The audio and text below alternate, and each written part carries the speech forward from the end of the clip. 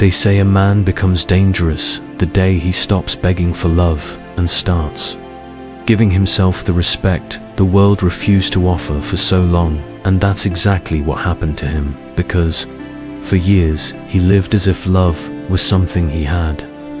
To earn something, he had to chase something he had to bleed for, even when all he ever wanted was to be understood. But every time he opened his heart, they saw it as a weakness. Every time he stayed loyal, they took it for granted. And every time he stayed silent, they assumed he was okay, but he wasn't, was drowning silently in the very ocean he kept others safe from, and no one ever noticed, because he smiled through it all. He lifted others while no one lifted him, and while they were busy finding someone better, he was busy trying to be enough for people who never planned to stay. And in that war between his love and their indifference, he lost himself piece by piece, smile by smile, day by day, until one night something in him, Jeff, snapped. It wasn't loud, it wasn't angry, it wasn't dramatic, it was quiet. It was still, it was sacred. He just decided to stop chasing people who only loved him when it was convenient, and to stop proving his worth to people who were blind to it. He sat in silence and asked himself the question that changed everything. What if the love you're chasing from others is the love you're supposed to give yourself? And that one thought hit him harder than any heartbreak ever had. He realized he'd been betraying himself just to feel worthy in the eyes of those who never saw him to begin with. He was writing novels in people's lives when they only gave him footnotes. He was building temples in hearts that had already locked their doors. He was loyal to those who couldn't even spell the word, and he was tired of it all, tired of showing up for people who never remembered his birthdays, tired of being strong for everyone and weak for himself, tired of waiting for validation from people who couldn't even value his presence. So he changed, not because someone saved him, not because life suddenly got better, but because he chose to save himself. He looked in the mirror, and for the first time in years he didn't see someone broken or lost or unlovable. He saw someone who was exhausted from carrying the weight of everyone's expectations.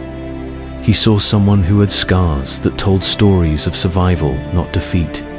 He saw a man who was done shrinking himself to be liked, who was done chasing temporary comfort, and finally ready to build permanent peace. He didn't make a big announcement. He didn't post a quote on social media.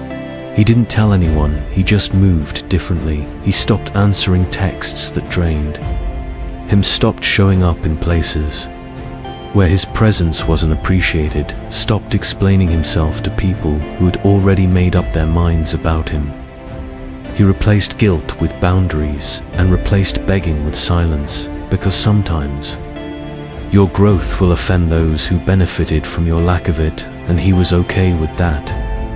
He started waking up early, walking in silence, journaling his thoughts, lifting weights, not just for strength, but for clarity. He started healing, not for them, not to show anyone, but for himself. Because he finally understood that peace isn't something you find in others. It's something you create within yourself. And every time he sat with his loneliness, he realized he wasn't really alone. He was just finally in the company of the one person he had abandoned for too long, himself. And in that solitude, he found power. In that silence, he found answers. In that heartbreak, he found purpose. And the man who once begged for love was now building a life so full, so grounded, so powerful, that the same people who once ignored him now watched him in silence, wondering how he rose from ruins they left him in. They said he changed, but no one asked why. No one asked what it cost him to finally choose himself over people who kept choosing others. No one saw the nights he cried in bathrooms, the mornings he woke up feeling unwanted, the texts he never received, the calls he kept hoping for, and the memories that haunted him in silence. But he carried all of it and still chose to be kind, still chose to rebuild, still chose to rise, because He learned the hard way that people don't respect you until you respect yourself, and love doesn't feel like chains. When it's real, it feels like wings. And he was done chasing people who clipped his every time he tried to fly.